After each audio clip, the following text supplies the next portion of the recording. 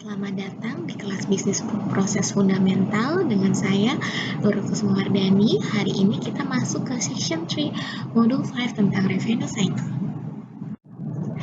Section goal pada topik ini adalah supaya kita dapat membuat suatu sistem flowchart dan atau flow diagram untuk mendeskripsikan proses bisnis berdasarkan pada siklus.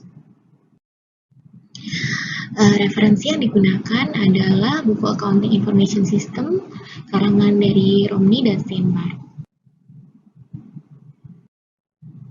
Untuk modul goal di sini adalah kita dapat memahami mengenai proses dalam siklus revenue.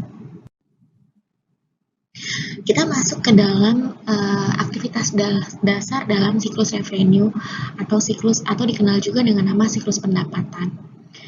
Terdapat 4 aktivitas dasar, yaitu yang pertama adalah aktivitas sales order entry, lalu kemudian ada aktivitas shipping, ada aktivitas billing, dan juga ada aktivitas cash collection. Berikut adalah ancaman-ancaman dan pengendalian yang bisa dilakukan pada siklus revenue ini. Ancamannya bisa berupa ketidakakuratan atau invalid dari master data, lalu unauthorized disclosure of sensitive information, jadi ada informasi yang sifatnya sensitif yang bisa terekspos, lalu kemudian hilangnya atau perusakan data. Kemudian juga bisa disebabkan oleh kinerja yang kurang baik. Nah, untuk pengendaliannya yang bisa dilakukan adalah dengan cara data processing integrity control, lalu bisa juga memberikan pembatasan pada akses kepada master data, bisa juga melakukan review apabila ada perubahan pada master data. Setelah itu bisa memberikan akses control, melakukan enkripsi, ada tokenization of customer personal information, backup and disaster procedure, serta managerial report. Nah, untuk proses sales order entry sendiri, ini terdapat beberapa tahapan. Yang pertama adalah tahapan take customer order.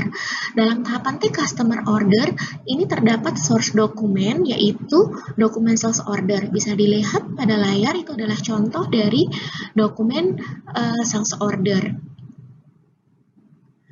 Kemudian, tahapan yang berikutnya setelah take customer order bisa juga approve customer credit apabila memang perlu dilakukan verifikasi dari customer credit. Setelah itu, step yang berikutnya adalah check inventory availability untuk mengecek ketersediaan barang yang terdapat pada gudang. Tahapan yang berikutnya adalah respond to customer inquiries. Jadi apabila ada pertanyaan dari customer yang terkait dengan produk maupun layanan lainnya, maka masuk ke dalam tahapan respond to customer inquiries.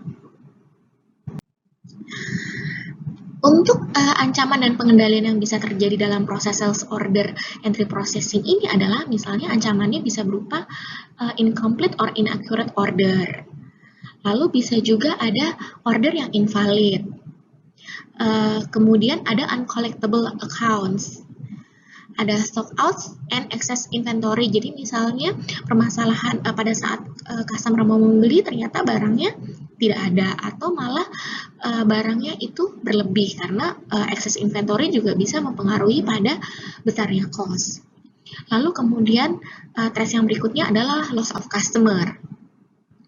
Nah, untuk controls yang bisa dilakukan adalah bisa berupa data entry edit controls, memberikan restriction pada master data, kemudian kita berikan signature untuk setiap aktivitas sales yang untuk mengotorisasi, lalu kemudian pengecekan pada credit limits, aging of account receivable, kemudian bisa juga berupa perpetual inventory system, atau kita juga bisa mengadopsi RFID or barcode technology untuk memudahkan dalam proses transaksi, physical inventory, dan sales forecast report.